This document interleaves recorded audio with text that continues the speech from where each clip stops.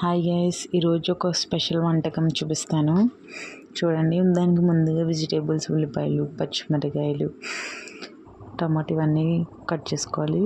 ఇదైతే మాత్రం పిండి మనం ఎలా చేసుకోవాలంటే రాగి పిండి 1 కప్ ఏమో ఉప్మా నూక రవ్వ, 1 కప్ పెరుగు మిక్స్ చేసుకొని అందులో 1 గ్లాస్ ఆఫ్ వాటర్ వేసుకుని వెజిటేబుల్స్ అన్నీ వేసుకుని సాల్ట్ కూడా వేసుకుని బాగా మిక్స్ చేసుకోవాలి.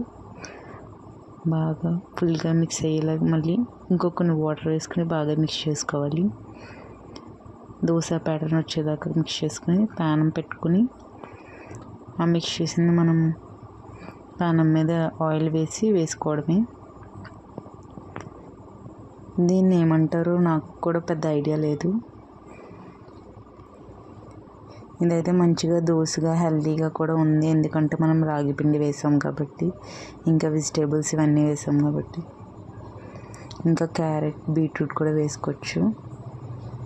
దీన్ని మనం ఏదైనా చట్నీతో కానీ స్టఫ్ చేసుకుంటే చాలా బాగుంటుంది.